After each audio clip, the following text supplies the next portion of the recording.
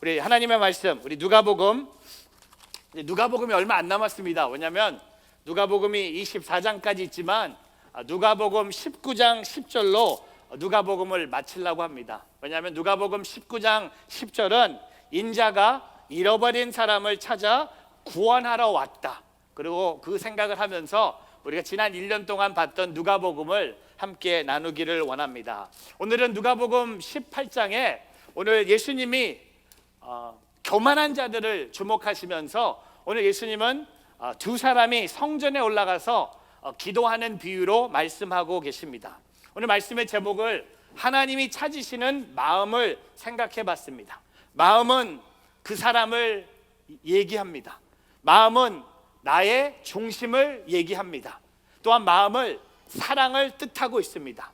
오늘 저는 여러분에게 이런 질문을 하고 말씀을 시작하기를 원합니다. 어떤 마음을 가지고 있습니까? 또 이 질문에 이런 질문을 하고 싶습니다. 여러분 생각에 하나님이 찾으시고 하나님이 기뻐하시는 마음은 무엇인가 한번 생각하기를 바랍니다. 중요한 것은 마음은 중요하다는 겁니다. 마음이 그냥 쉽게 지나갈 문제가 아니라는 겁니다. 그냥 쉽게 여겨야 될 문제가 아니라는 겁니다. 마음은 나를 뜻하고, 마음은 나의 중심을 뜻하고, 마음은 사랑을 뜻한다는 겁니다. 그래서 오늘 말씀의 이 주제는 하나님께서는 우리가 온전한 마음을 갖도록 인도하신다는 겁니다. 오늘 우리의 마음이 온전하지 않은 이유는 오늘 하나님의 인도하심이 필요하다는 것을 상징하고 있다는 겁니다. 오늘 예수님의 이 두 사람의 기도의 비유를 통해 오늘 우리가 가져야 될 마음이 무엇인지를 함께 생각하기를 원합니다. 세 가지 마음인데요. 첫 번째는 겸손한 마음입니다.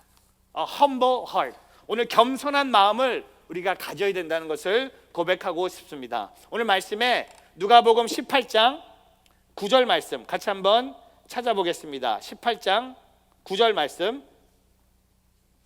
같이 있습니다.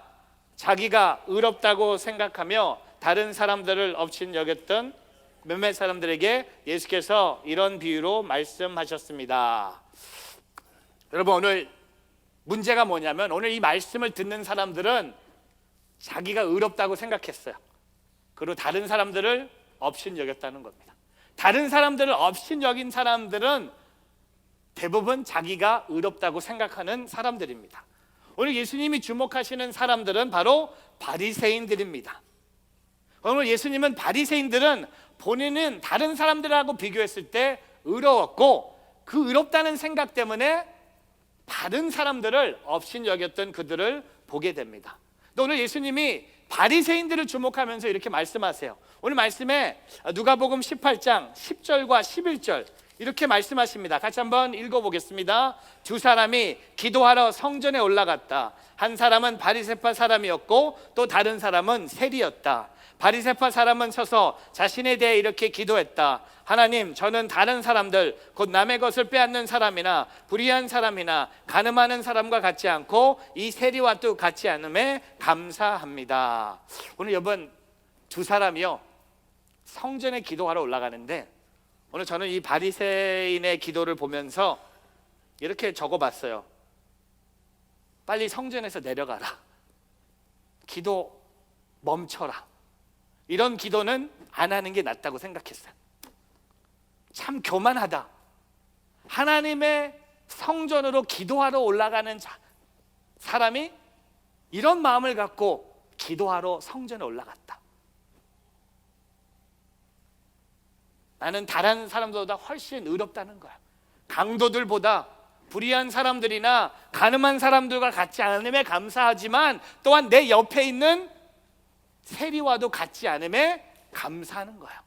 맞아요. 물론 강도와 남의 것을 빼앗지도 않고 불의한 일을 행하지 않았고 간음하지 않고 세리처럼 나쁜 방법으로 돈을 빼앗지 않았지만 그러나 이 바리새인의 기도 안에는요 자기를 자랑하고 다른 사람을 무시하는 마음이 가득했다는 겁니다. 말을 감사하다고 했으나 실제로 자신의 의를 드러내는 교만이었다는 겁니다.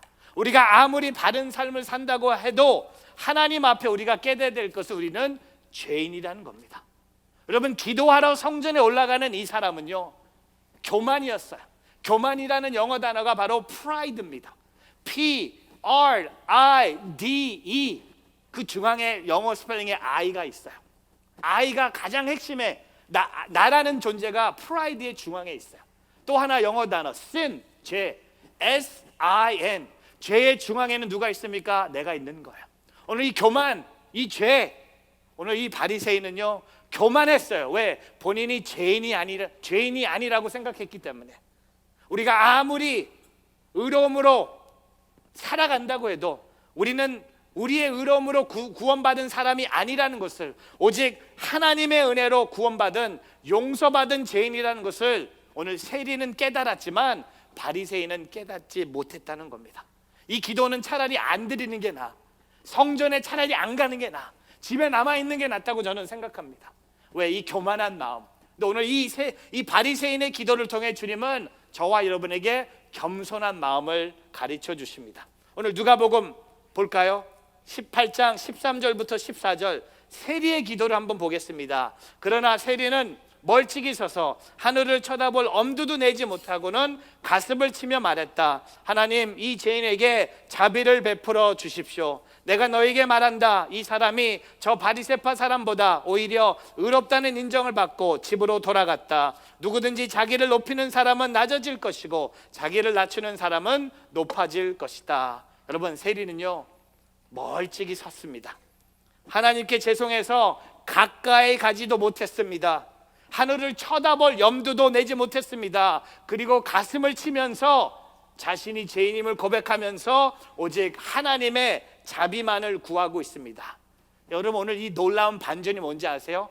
이 두 사람의 기도를 하나님께서 들으시고 오늘 바리새인의 문제를 지적하시고 이렇게 말씀하세요. 14절에 누구든지 자기를 높이는 사람은 낮아질 것이고 자기를 낮추는 사람은 높아질 것이다.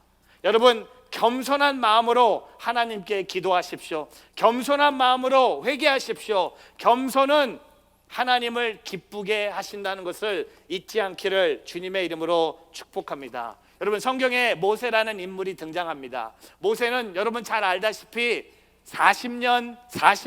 40년에서 120년의 인생을 삽니다. 모세의 첫 번째 40년은요 애굽의 왕자로서 대단한 사람으로 40년을 삽니다. 그리고 모세의 두 번째 40년은요 도망자 신세로 광야에서 40년을 삽니다. 근데 마지막 모세 40년은요 하나님이요 모세를 통하여서 놀라운 일들을 하십니다. 연약한 모세를 통해 하나님은요 이스라엘 백성들에게 출애굽이라는 놀라운 역사하세요. 왕자, 도망자, 그러나 겸손한 자로 하나님께 쓰임받는 모세의 인생을 우리는 기억합니다. 여러분, 성경에 보면 성경의 창세기부터 첫 번째 5권을 모세 오경이라고 합니다. 근데 모세 오경 중에 제가 읽고 참 약간 머리를 좀 이렇게 이해 안 되는 구절이 하나가 있었어요. 이런 구절입니다. 이 땅에 모세보다 겸손한 사람이 없었습니다 라고 이렇게 성경에 있었어요. 근데 제가 읽고 나서 그래, 맞아, 모세보다 이 땅에 겸손한 사람이 없다, 맞아, 나도 동의하는데, 근데 이 모세가 이 땅에 겸손한 사람이라고 적은 이 글을 누가 쓰냐면 모세가 쓴 거예요. 제가 이거 처음에는 이건 그쵸, 제가 자꾸 제가 이 교회 제일 겸손한 사람입니다 라고 계속 얘기하면 교만처럼 들릴 수 있잖아요. 근데 모세가 분명히 그 모세 오경을 저자할 모세가 이 땅에 사는 사람 중에 모세보다 겸손한 사람은 없었다고 얘기해요. 이 교만이 아니라 그렇게 살았다는 거예요. 성경에 기록된 거예요. 성경에는 거짓이 없기 때문에. 믿으시죠? 근데 여러분, 오늘 모세의 인생을 보면요 애굽의 왕자로 사는 40년보다 광야에서 40년 도망자로 사는 것보다 겸손한 하나님의 종으로 살았던 그의 인생이 가장 빛나는 40년이었다는 겁니다. 오늘 저와 여러분이 겸손하기를 축복합니다. J.C. 라헬이 이렇게 고백합니다. 나는 우리가 더 많은 빛 가운데 거할수록 우리의 재성을 더 많이 보게 된다고 확신한다. 천국에 가까이 갈수록 겸손으로 옷 입게 되기 때문이다. 저는 동의해요. 여러분, 우리가 하나님을 더 잘 섬기고요, 하나님을 더 알아갈 때마다 우리가 느끼는 게 뭔지 아세요? 나는 죄인이라는 거예요. 기도 생활 잘하고 예배 잘 드리고 선교 열심히 하고 하나님의 나라를 위해서 헌신하는 나의 삶 속에 항상 깨닫는 게 뭡니까? 나는 죄인이라는 거야.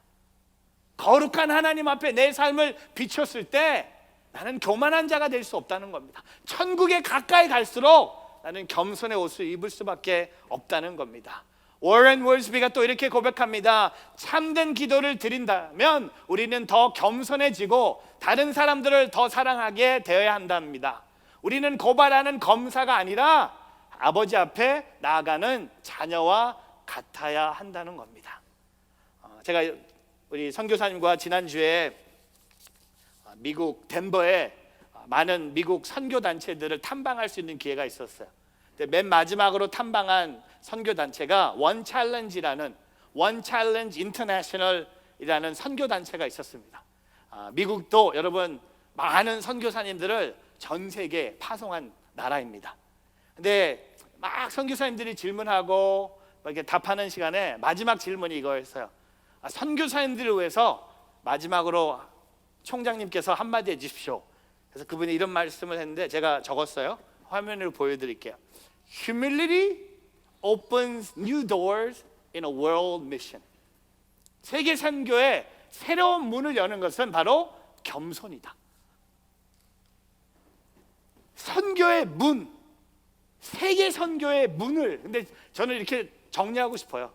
우리의 인생에 새로운 문을 여는 하나님 나라의 방법은요, 돈이 아니에요, 힘이 아니에요, 사이즈가 아니에요.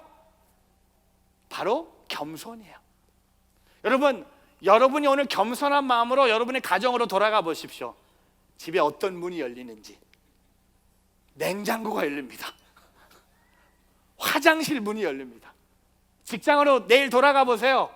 겸손한 마음으로 겸손해 보세요. 직장에 어떤 문이 열리는지. 자녀와의 부모와 관계, 남편과 아내의 관계뿐만 아니라 우리 온누리교회가 이 세상을 향해서 문을 열어보세요. 겸손한 마음으로 뉴저지 온누리교회가 이 폴리 지역에 존재한다면 여러분 복음의 문은 열릴 수밖에 없는 거예요. 저는 저와 여러분이 오늘 이 겸손한 마음으로 하나님을 기쁘게 하시는 오늘 저와 여러분이 되기를 주의 이름으로 축복합니다. 두 번째 마음은요, 가난한 마음이에요. 겸손한 마음도 힘들지만 두 번째 우리가 또 같이 갖춰야 될 것은 가난한 마음입니다.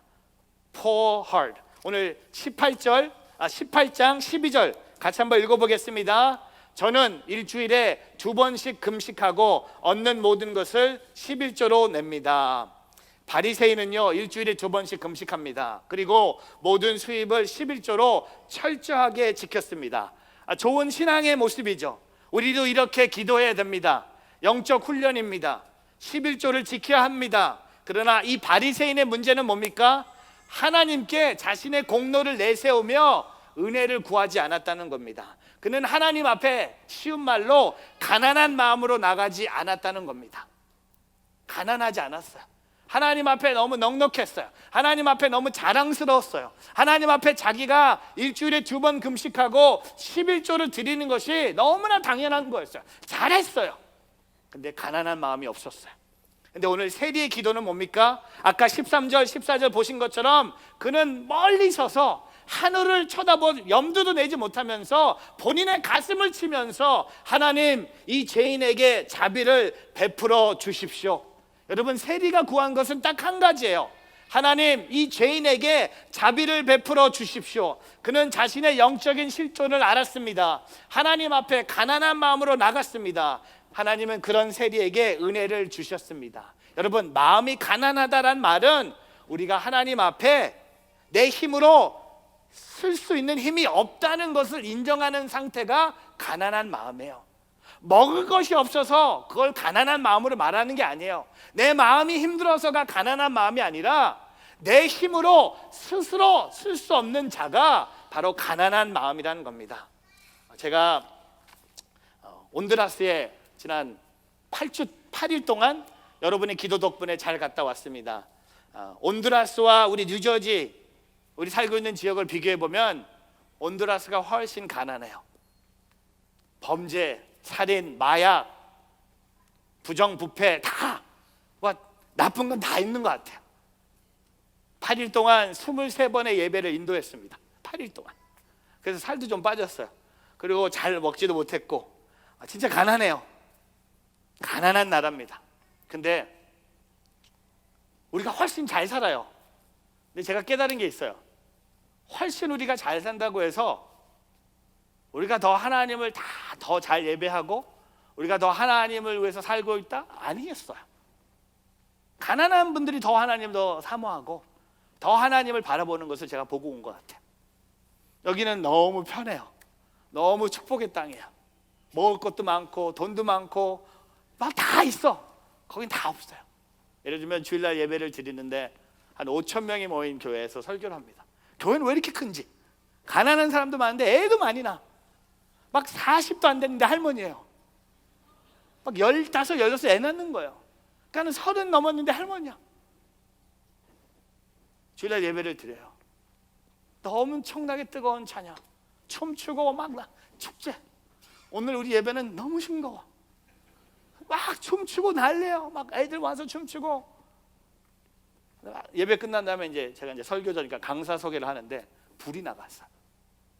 강사 소개하는데 불이 나가는데 이분들은 저 놀랄 게 불이 나갔는데 박수 치는 거야. 그래서 난 속으로 이제 설교를 안 하니까 박수 치는구나. 그냥 일찍 집에 갈 수 있어서 박수 치나. 불이 꺼졌는데 박수 치는 거야. 그래서 물어봤어요. 통역하는 형제한테. Why are they clapping? In outdoors? 예배 중에 무슨 이렇게 문제가 생기면 박수 치는 거야. 하나님께 감사하는 거야. 불 나가는 게 감사한 거야. 막 박수 치는 거야. 나도 모르고 따라했어. 근데 한 3분 있다 불이 다시 들어왔어요. 설교를 합니다.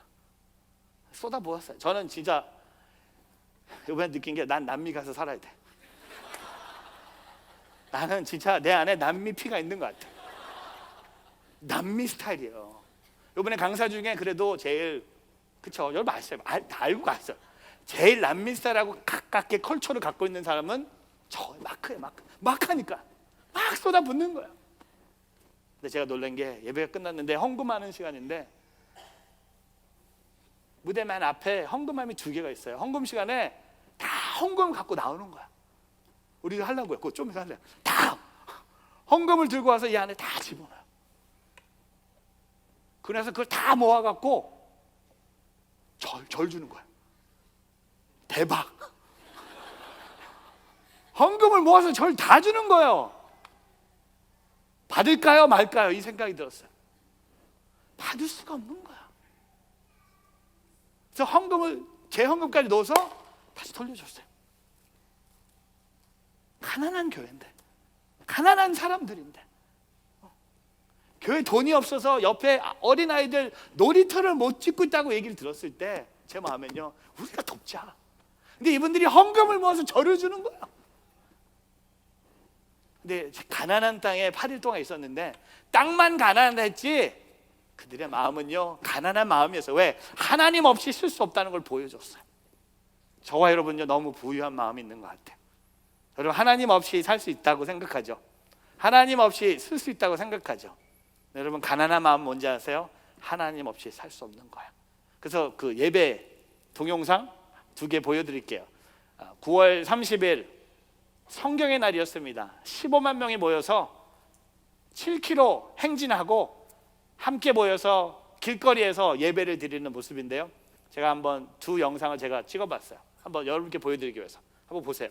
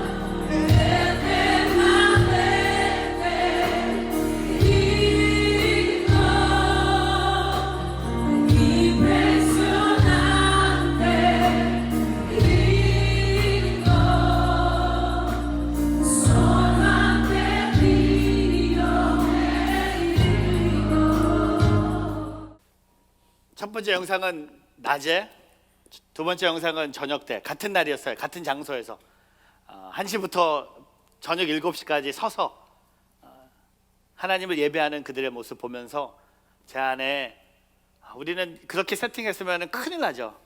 의자 없고 비도 왔어요. 비도 오고 덥고 참 불편한 게 많죠. 근데 저는 이번에 집회를 통해 이 가난한 마음이 무엇인지, 오늘 우리에게 필요한 것이 이 가난한 마음 같아요. 하나님 없이 살 수 없습니다. 하나님 없이 내가 아무 결정도 할 수 없습니다. 하나님 없이 내가 한순간도 앞을 바라볼 수 없습니다. 오늘 저와 여러분의 이 가난한 마음이 있기를 주님의 이름으로 축복합니다. 여러분, 행복의 반대말은요, 불행이 아니라 불만입니다. 행복의 반대는 불행이 아니에요, 불만이에요. 오늘 저와 여러분이 주님 앞에 이 가난한 마음으로 주님이 나의 행복, 주님이 나의 기쁨이심을 고백하며 살아가기를 주의 이름으로 축복합니다. 마지막으로 순수한 마음이에요. 하나님이 찾으시는 마음은 바로 순수한 마음입니다. Pure heart. 오늘 말씀에 15절부터 17절 같이 한번 읽어보겠습니다. 사람들이 아기들을 예수께 데려와 만져주시기를 원했습니다. 제자들은 이 광경을 보고 그들을 꾸짖었습니다. 그러나 예수께서는 그 아이들을 불러 말씀하셨습니다. 어린 아이들을 내게로 오는 것을 허락하고 막지 말라. 하나님 나라는 이런 어린 아이들의 것이다. 내가 진실로 너에게 말한다. 누구든지 어린아이와 같이 하나님 나라를 받아들이지 않는 사람은 거기서 들어가지 못할 것이다. 여러분, 오늘 15절에 보니까 사람들이 아이들을 데리고 예수님께 와서 축복 기도를 받기를 원했습니다. 근데 제자들이 그것을 막았어요. 왜냐하면 그 당시에 유대인들은요, 어린아이와 여자와 이방인들에 대해서 편견을 갖고 있었습니다. 그래서 예수님은 그런 제자들에게 하나님 나라가 이런 어린아이들의 것이다 라고 말씀하시면서 오늘 저와 여러분에게 어린아이들의 마음은 도대체 무엇인지 말씀하십니다. 여러분, 어린아이의 마음은 뭡니까? 순수한 마음이에요. 우리 여러분, 어린아이가 집에 있는 분도 계시고 저처럼 어린아이들이 다 커서 순수한 마음이 사라진 아이들도 있는 집도 있을 거예요. 근데 어렸을 때, 여러분 어렸을 때 기억해 보세요. 얼마나 순수했습니까? 뭐 장난감 가게 가서 가격 보지 않아요. 왜? 아이들은 순수해서 본인이 원하는 거 다 사요. 근데 부모는 어떻습니까? 돈을 보죠. 장난감. 근데 어린아이들은 돈 걱정 안 해요. 왜? 돈이 없기 때문에. 돈이 없는 사람은 돈 걱정 안 해요. 왜? 사줄 사람이 있기 때문에. 부모님이 먹을 것도 사주고 옷도 사주시고 운동하고 싶으면 운동기구도 사주시고 운동화도 사주시고 아무 걱정이 없어요. 순수한 마음. 제가 요새 느끼는 게 제 아들이 이제 거진 저랑 이제 키도 똑같고 다 똑같아요. 14살이 밖에 안 됐는데 어떤 일이 일어나냐면 제 옷장에 옷이 그냥 하나씩 없어져요.